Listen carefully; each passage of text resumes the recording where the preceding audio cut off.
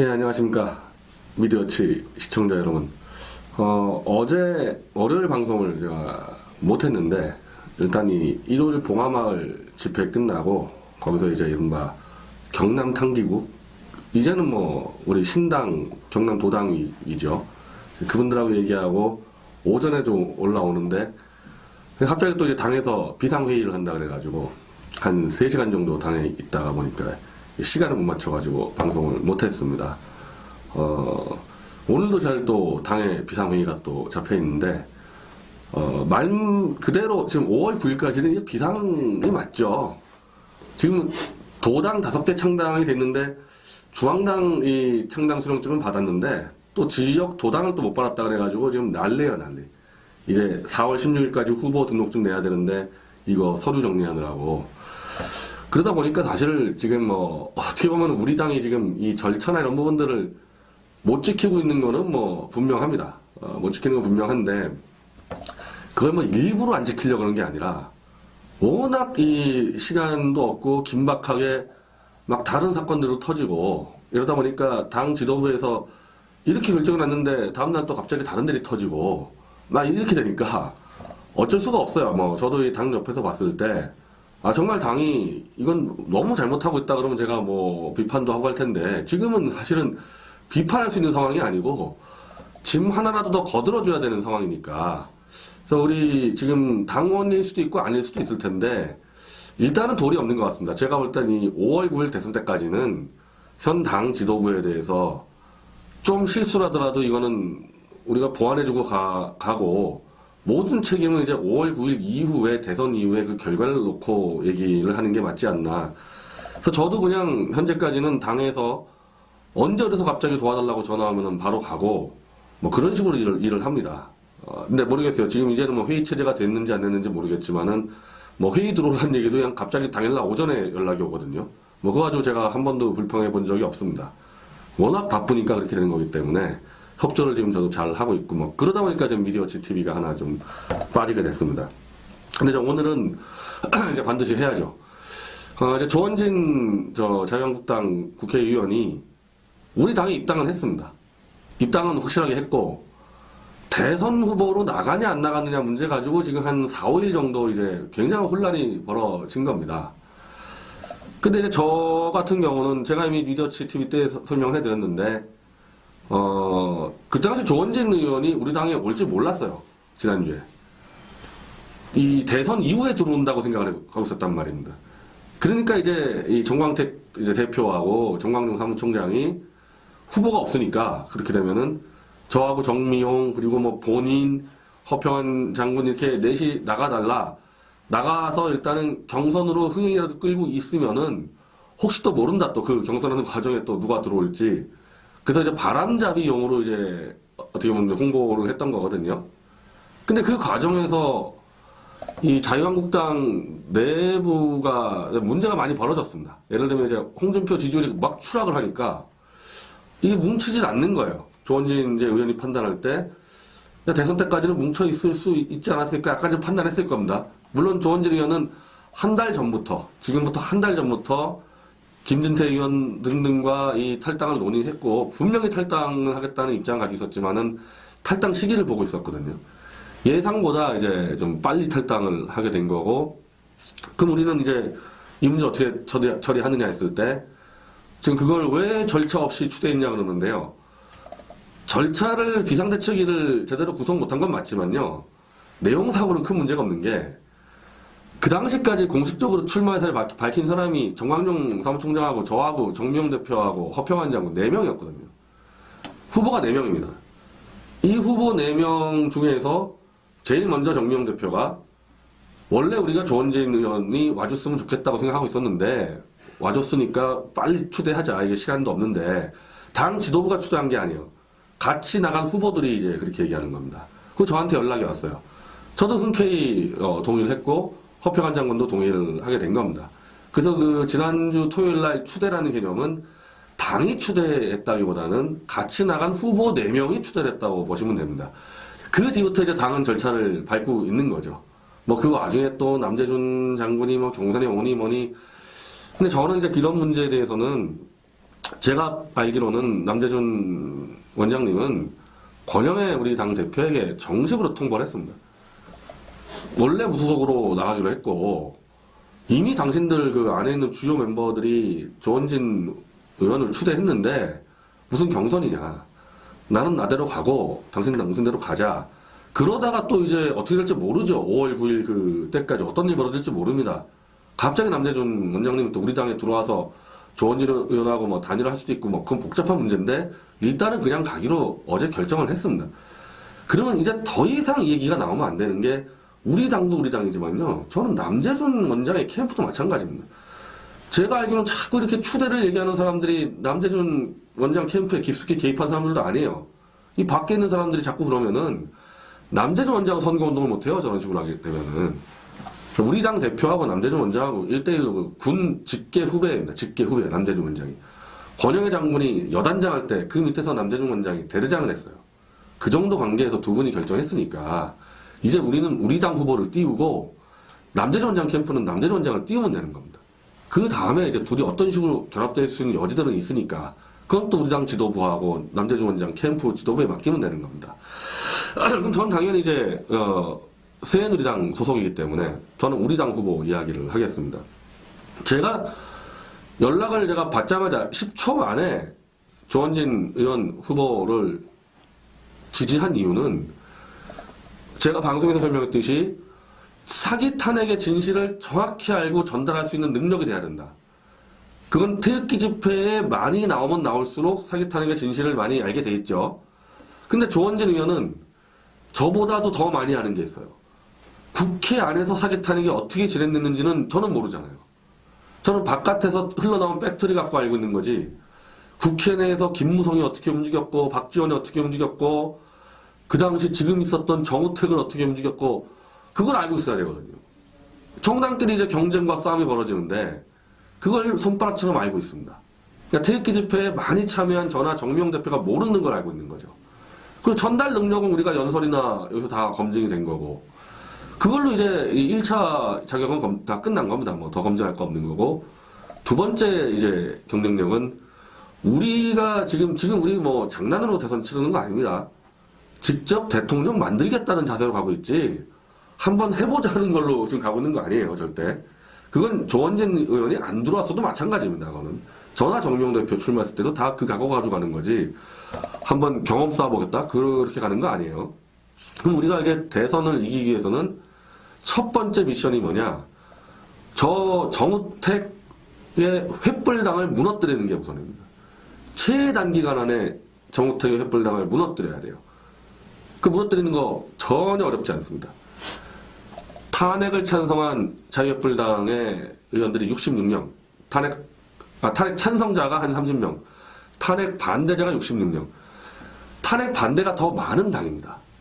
탄핵 반대자가 더 많은 당인데 임명진 정우택 체제가 그냥 찍어 누르면서 이상한 당이 돼버렸어요. 저 당은.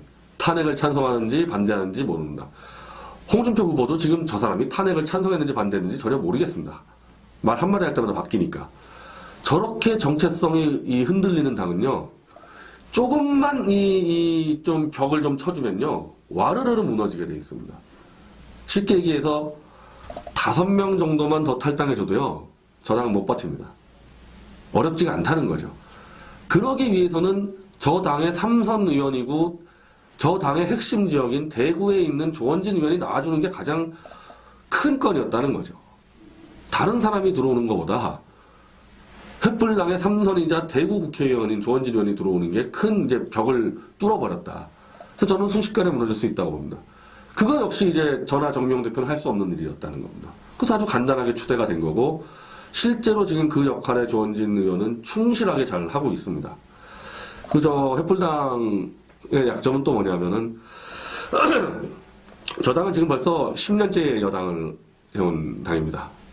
그리고 그 전에 야당할 때도 김대중 노무현 때 야당할 때도 거의 지금 여당할 때랑 거의 별 차이 없는 한마디로 배부른 돼지들의 정당이에요.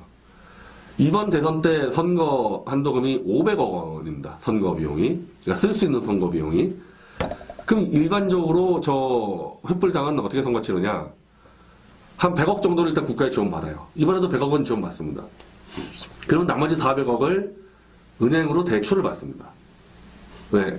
어차피 15% 이상만 득표를 하면은 국가가 보전해주기 때문에 여당 같은 경우는 15% 이상은 무조건 나오죠. 뭐 이명박 대통령이나 박근혜 대통령 이제 그 생각을 해보면 되겠지만은 물론 이제 박근혜 대통령 같은 경우는 대중적 인기가 있으니까 은행 대출을 쓰지 않고 지지자들이 이제 한두 푼 모아서 왕창 이제 다 모아보니까 그게 400억이 넘어가 버렸어요. 그 방식으로 했는데 홍준표 씨 뭐 지지자들 해가지고 400억 모을 수 있습니까?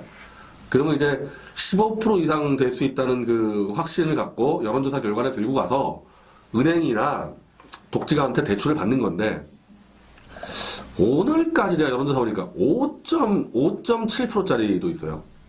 6.4%, 5.7%, 15%를 못 넘어가잖아요.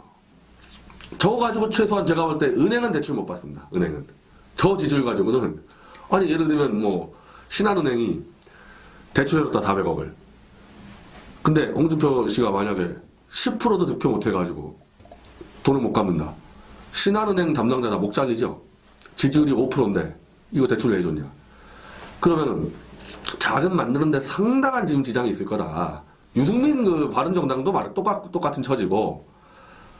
그러면은 저 당은 지금까지 돈을 내려보내지 않고는 지금 뛰어본 적이 없는 정당이에요. 항상 돈이 늘 많이 가진 채로 선거를 치렀기 때문에 각 역할을 맡은 파티에 돈이 안 들어가면은 스스로 돈을 내서 해본 경험이 없는 정당입니다. 선거를 못 뛰어요. 뛰질 못합니다. 저 상태에서는. 자, 반면에 우리 새누리당. 자, 우리 새누리당 조원진 의원 뭐 지지율 글쎄요 뭐 1% 뭐 2% 시작하지 않겠습니까? 뭐 처음에는. 뭐 김진태 의원도 1% 시작을 했으니까. 우리도 아마 자금이라는 게 정말 시원치 않을 겁니다. 우리 당도. 우리 당이야 뭐 십시일반 모아가지고 이제 가는 건데 근데 처음부터 돈 가지고 선거 치르겠다는 계획을 안 짜잖아요. 처음부터 그런 계획을 세우지 않지 않습니까? 다 몸으로 때운다. SNS로 때운다. 원래 막 TV 광고 이런 것들 막 갖다 집어넣거든요. 뭐 KBS, MBC에. 자, 우리는 유튜브로 각자 다 뛴다. 열심히. 이러니까 우리 당은 지지율이 계속 조원진 후보가 1% 나와도요. 당이 흔들리진 않아요. 돈이 없어서 흔들리지 않습니다. 그냥 갑니다. 근데 저기는 홍준표 이제 후보가 막 5%, 4%까지 떨어지잖아요. 당 그냥 그 자체로 와야 되게 돼 있습니다. 그 자체로 와야 돼요. 저는 거기 당연히 버틸 수가 없을 거라고 보고 아마 뭐 내주 정도면은 저 횃불당 저기 아비규환 될 거예요. 아비규환. 그때 우리가 정확하게 정체성과 대중적 바닥 지지세를 잘 만들어 놓으면요 싹 다 흡수할 수 있죠. 저 때는 자산만 흡수합니다. 부채는 버립니다. 우리가 저 부채까지 흡수할 이유 하나도 없습니다. 자, 이 당은 이런 식으로 무너뜨리고 유승민의 저 바른정당은요. 제가 이 김무성 씨의 지금 최근 발언을 보면요. 안철수를 지지하고 박지원 밑으로 들어가는 게 거의 확실한 것 같아요. 그거 확실해 보입니다. 김무성 씨가 또 이 박 대통령을 건드리면서 감옥에서도 아직 죄를 뉘우치지 않고 있다. 자기가 모시던 대통령이 지금 감옥에 들어갔는데 아무리 이 갈라졌어도 감옥에서도 죄를 뉘우치지 않고 있다는 이 표현을 쓸 수 있습니까? 예를 들면요. 조원진 의원이 어떻게 보면 김무성 씨의 후배입니다. 이 3선이고 김무성 씨 6선 아니에요. 만약에 김무성 씨가 감옥 갔다 치자 이겁니다. 뭐 딴 거 걸려가지고. 그럼 조원진 의원이 대놓고 김무성이는 감옥 가도 죄를 뉘우치지 않고 있다. 이런 표현 쓰면 됩니까? 예, 인간적으로. 그래서 20년 당선을 같이 했는데 제가 문제 삼는 건 그거예요. 박근혜 대통령이 감옥에서 죄를 뉘우치든 안 뉘우치든 대통령을 모신 사람이 어떻게 저런 표현을 쓰냐는 겁니다. 그럼 김무성이 왜 저런 표현을 쓰느냐. 이 보수와 같이 어쨌든 다시 뭐 요즘에 뭐 보수 우리 쪽 보수파리들 뭐 다시 대통합이니 뭐니 하는데 보수와 다시 대통합을 하려면은 저런 표현 안 쓰겠죠, 이럴 때. 횃불당하고만 통합하려고 해도 저런 표현 안 쓰겠죠. 저 표현 왜 썼겠어요? 박지원 당으로 기어 들어가려다 보니까 우리는 박근혜라는 사람을 완전히 죽여놓겠다. 충성서약을 하는 거예요. 박근혜를 죽인다는 충성서약을 하기 위해서 저런 표현을 쓰는 거거든요. 일로 안 들어옵니다. 횃불 당하고도 손 안 잡아요. 지금 제가 볼 때는. 유승민 지지율이 뭐 2%인데 2%짜리하고 홍준표 5%짜리랑 합쳐가지고 그거 합쳐봐야 뭐 7%도 안 나옵니다. 그거. 더 떨어져요. 그걸 뻔히 알고 절로 가기 때문에 이제 우리는 그 유승민이나 김무성 당하고는 별 신경 쓸 필요가 없습니다. 저건 그냥 범박지원 세력이라고 보면 되는 거예요. 저쪽에서는. 그럼 답 나오죠. 횃불당만 무너뜨려버리면은 우리 당의 조원진, 박지원, 김무성 당의 안철수, 그리고 좌익의 문재인. 3파전입니다. 그대로 3파전이에요. 그럼 3파전인데 홍준표, 유승민이 2% 7%니까 뭐 우리도 그렇지 않냐 그러는데 이건요. 여론조사 전문가들, 예를 들면 리얼미터의 이택수 대표 같은 경우도 그렇고요. 누구나 똑같이 얘기하는 겁니다. 원래 박 대통령 지지자가 투표한 사람 중에서는 51%죠. 지난 대선 때. 그러면 지금 여론조사 했을 때 지난 대선 때 누굴 찍었습니까 하면요. 50%가 나와야 돼요. 분명히. 그게 20%밖에 안 나오겠다. 그 무슨 얘기냐? 지난 대선 때 박 대통령을 찍은 사람이 여론조사에 응답을 안 하고 있다는 얘기입니다. 이게 지금 감춰진 보수표인데 이 사람들이 왜 지금 안 나타나는지를 객관적인 근거로 드러나는 게 하나도 없어요. 왜? 나타나지 않기 때문에 왜 안 나타나는지를 확인할 수가 없는 거죠. 분명히 확인된 거는 지난 대선 때 박근혜 대통령을 찍은 사람들 중 상당수가 지금 여론조사에 응답을 안 하고 있다는 건데 그래서 뭐 이런 식으로 분석합니다. 예를 들면 황장수 씨 같은 경우 이런 식으로 분석을 합니다. 탄핵을 당한 박 대통령에 너무 실망을 해서 빠져 있다가 한마디로 박 대통령의 잔재를 완전히 청산하는 세력이 있으면은 나타날 거다. 이게 황장수 씨뿐 아니라 종편의 대다수의 브로커들의 분석인데요. 저는 이게 바로 1초 만에 반박이 되죠. 그 왜 유승민이 바닥깁니까? 그 논리면은. 김무성 같이 감옥에 있는 사람까지도 짓밟고 있는 저 어떻게 보면 박 대통령의 그 적폐를 해소하는 저 바른정당의 유승민이가 왜 1% 2% 이렇게 나옵니까? 만약에 그 논리면은. 제가 보는 관점은 그거예요. 박 대통령 탄핵을 당하면서 박 대통령한테 분명히 실망한 건 맞죠. 그건 실망을 했는데, 이 태극기들이 막 밀고 나오고 그냥 진실을 처절하게 외치고 이런 소식을 좀 들을 거 아니에요? 나는 실망했는데 조금씩 들리는 이 소문에 보니까 이게 아닌 것 같다. 이게 박 대통령이 완전 사기에 당한 것 같다. 이상하네. 이런 사람들이 상당수 빠져 있을 거라는 겁니다. 그리고 완전히 사기 탄핵이라는 거 확실한 사람들도 빠져 있어요. 여론조사와 언론에 대한 너무 불신이 커서, 그러니까 예를 들면 우리 태극기 부대 같은 사람들, 우리 언론은 100% 불신해버리지 않습니까? 여론조사? 탄핵 반대한 여론이 15%밖에 안 된다? 탄핵이 처음 시작됐을 때 탄핵 반대가 15%였는데, 탄핵이 가결될 때까지도 똑같은 15%다? 이거 믿을 수 있습니까? 이거 믿을 수 있어요? 예를 들면 저 같은 경우만 하더라도 12월 8일까지는 탄핵, 야당은 탄핵할 만하다. 일단 해놓고 한번 헌재에서 가려보자. 이런 사람이 상당수였을 텐데 그런 사람들이 이제 헌재 재판 과정, 손석희의 조작 과정을 꽤 많이 알았는데 어떻게 똑같은 15%겠어요? 그건 뭘 얘기하는 거냐면은 사기 탄핵을 완전히 알고 여론조사와 언론을 완전히 불신하는 태극기 부대들도 빠져있다는 겁니다. 여론조사에서. 이 여론조사 빠진 이 두 층이 결국 누구로 가냐? 전 당연히 우리 당의 조원진 후보로 오게 돼 있지 박지원 당으로 갈 수 있습니까? 이 사람들이 문재인에 갈 수 있으니까. 그래서 5월 9일 날은 현재로서 볼 때는 문재인, 안철수, 조원진 3파전이고요. 2012년 대선과 큰 차이가 없어요. 그렇게 따지면. 자, 안철수가 2012년 대선 때 갑자기 빠졌죠. 갑자기 빠지기 전에 어땠습니까? 박 대통령 4, 안철수 3, 문재인 3, 아니면은 오히려 안철수 4, 박 대통령 3, 문재인 3, 3파전이었어요. 안철수 드랍하기 전까지 3파전이었습니다. 그때도. 지금도 3파전이잖아요. 저는 그때에서의 이 유권층이나 지금이나 큰 차이 없을 거라고 봅니다. 큰 차이 없을 거예요. 안철수 약간 거품 있다? 안철수가 보수표다? 저는 그거는 좀 다르게 봐요. 우리 쪽에서 좀 이제 긍정적으로 보는 사람들이 안철수가 가져간 지금 30몇 표 중에서 20%는 보수표라 그러는데 그것 그렇지 않죠. 2012년도에 안철수도 3자 대결에서 30% 나왔었거든요. 그 표는 누구 표냐? 반기문을 지지했던 표, 안희정을 지지했던 표. 그러니까 좀 애매모호한 기회주의를 좋아하는 이 층이 있어요. 그냥 기회주의자를 좋아하는 층. 어떻게 보면 좀 유연해 보이고, 좀 중령 있어 보이고, 그 표가 30% 안철수에 가 있는 겁니다, 그게. 거기다 호남표가 좀 더 들어오겠죠. 그래서 이제 3파전으로 승부를 거는데,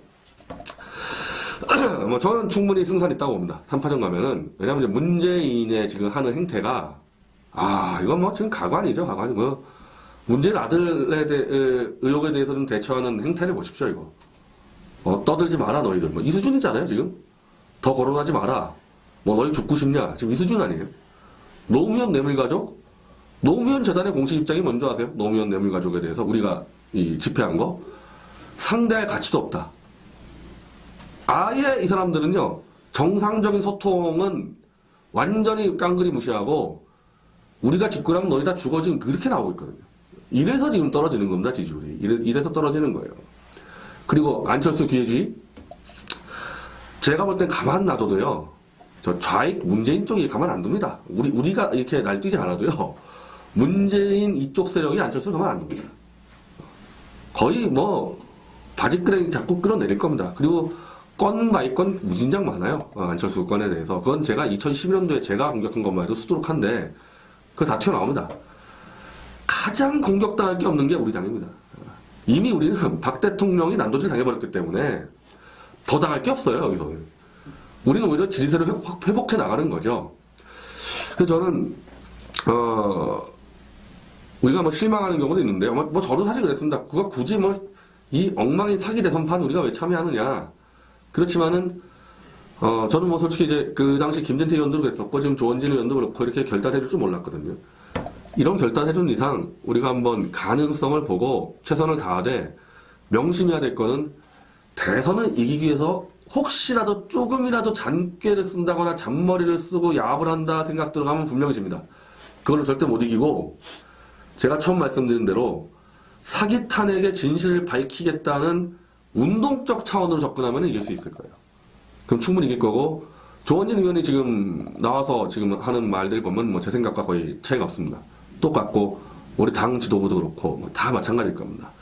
그래서 오늘부터 아마 우리 지금 이 방송 끝나면은 국회에서 이제 비상대책 회의를 열고 당 창당 세미나를 열면서 이제 활동을 시작하는데, 좌고면하지 말고 이제 당으로 다 힘을 좀 몰아주십시오. 그리고 이제 여기에 대해서 자꾸 특클이 거는 이른바 보수파리들 대해서는 제가 다음 방송에서 설명을 드리겠습니다. 감사합니다.